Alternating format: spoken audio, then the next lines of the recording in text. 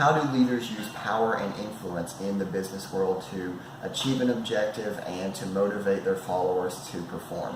That's what we're looking at in Chapter 12 of Richard Daft's book, The Leadership Experience: Leadership, Power, and Influence.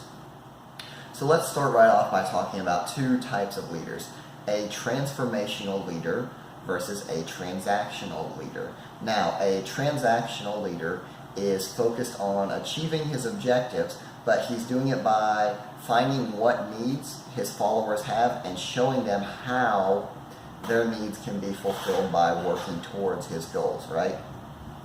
A transformational leader is not so much trying to get people to work for them by giving them a salary, by giving them raises. A transformational leader encourages and motivates people to work for them by painting a grand future, right? The transformational leader is able to articulate a vision of a tomorrow that is better than today. Not only are they able to paint a picture of where the organization is going, but they're able to show their followers how they fit into that picture.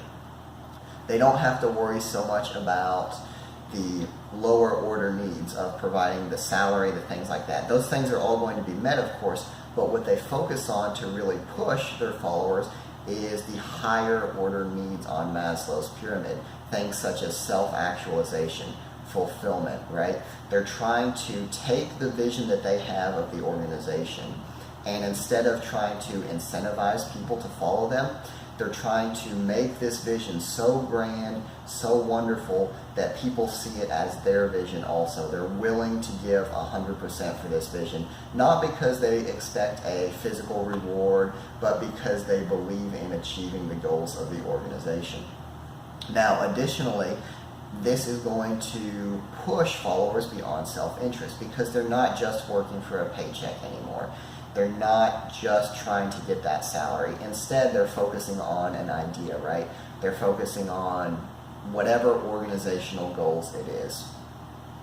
Also, a transformational leader is going to develop their followers. This means that they're going to focus on education, mentoring, because they're not just transforming the organization, they're transforming the followers also. Whereas a transactional leader is more about just specifically getting things done. As we move on, we talk about a charismatic leader.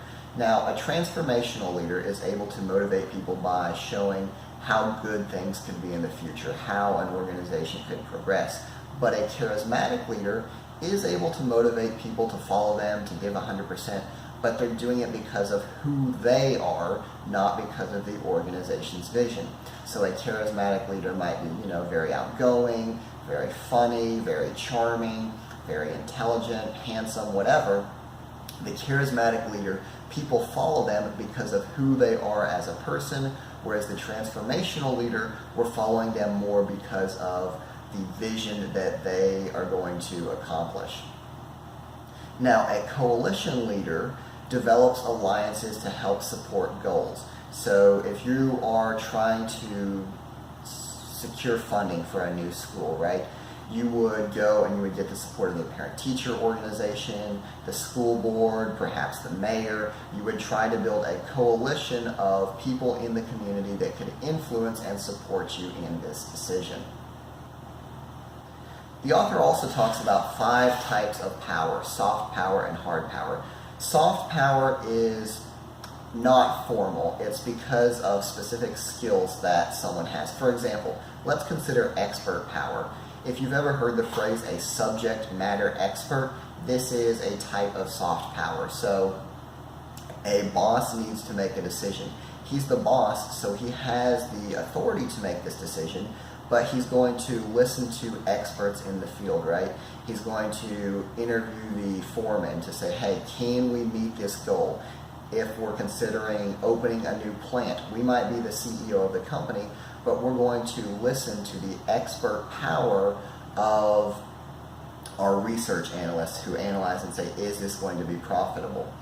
They don't have the authority to make the decision, but we recognize that they have that soft expert power because of their knowledge and expertise. Now, referent power is somewhat similar to charismatic leadership in that it is based on who the leader is as a person. So we might admire them because they've been with the company for 20 years. We might admire them because they're very moral and ethical, right? Or we just might like being around them. They might be a fun, interesting person. Whatever reason, referent power is power that this person has because of who they are, because others like them. Now, those are soft power. When we move into hard power, we're looking at actual authority based on a position that someone is in. So legitimate power is power that someone is authorized to use by virtue of their position. So, for example, a police officer has legitimate power to make arrests. A boss has legitimate power to determine what shift certain people work. It's a function of their position. Now, reward and coercive power are also functions of a position, whereas reward is giving an incentive for good performance, right? So a boss can approve a raise, he can approve special vacation time, he can give Employee of the Month awards, stuff like this. Whereas coercive power is designed to disincentivize substandard performance. So this could be anything from a negative performance review to firing the employee. And the important thing to notice is that reward and coercive power are a function of position, right? So if someone's not your boss, they can't give you this special vacation time, right? Reward, coercive, and legitimate power are hard power because they're things that are by virtue of the position, whereas soft power is more about personality, it's more about experiences, knowledge, things like this. Now, as we move into different leadership frames, we have to understand that a business or any organization really can be looked at on many different levels. People can look at the structural frame of the business, and in this frame, we're going to be looking at economics, right? We're going to be looking at plans, we're going to be looking at production figures, we're going to be looking at efficiency and formal authority. So at this level, we're focusing on the basics of the business, right? What makes the business run? How can the business be more efficient, right? We're seeing direct results. Now, as we move up to the human resource frame, we're looking at not so much the hard realities, but we're seeing meaning to the business. We're seeing things like people, relationships, engagement. We're seeing the organization as a family, a sense of belonging. So this is a lot of times why companies will have company picnics, company lunches, maybe even a company softball team, because we're trying to make the company seem something more than a paycheck. We're trying to make it seem like belonging and give us a sense of, belonging to something, being a part of something bigger than ourselves. Now, as we move up to the political frame, we're seeing the organization as a structure. We're seeing power. We're seeing schemes. We are focusing on resources, negotiation, and building coalitions, right? We've moved beyond looking at the nuts and bolts. We've moved beyond belonging. We're seeing the power structures within the organization, right? We're seeing what we need to do in order to get our way within the organization.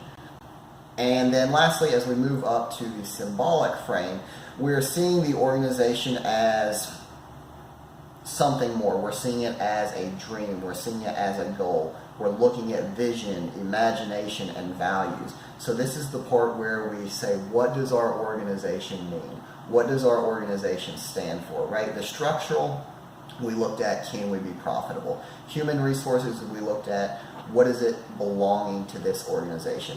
The political, we said, how can we make this organization effective by negotiating with others?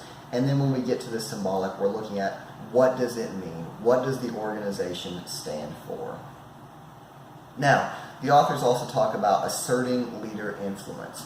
So leaders can assert influence in 6 different ways. They can be likable. Now, as we think back to the types of power, being likable would be exerting influence through being a charismatic leader, or we could also call that referent power, right? When we talk about rational persuasion, This is asserting influence by using facts, logic, and good arguments to convince others of our position.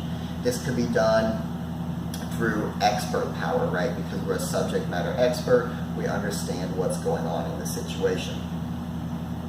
With the reciprocity rule, this is essentially you scratch my back, I scratch yours. If I do something for you, you're going to do something for me. This would be an example of the coalition leader, and then it would also be an example of looking at leadership through the political frame. Developing allies is much the same.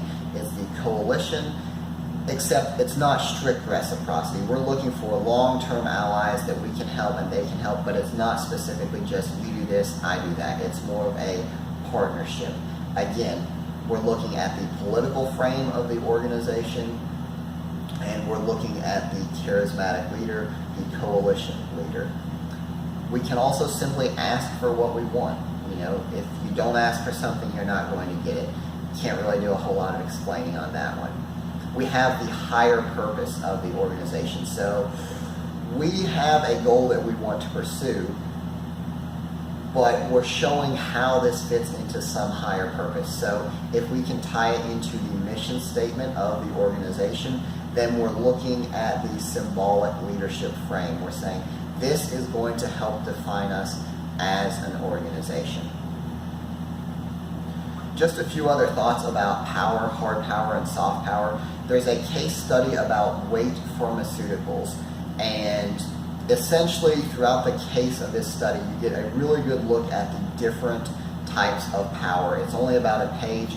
If you can find it, I would definitely recommend reading it and then analyzing what kind of power you think that each of the different actors has used to achieve what they want in the organization. This has been the Part-Time Economist. I hope the video has been useful, and I hope to see you next time.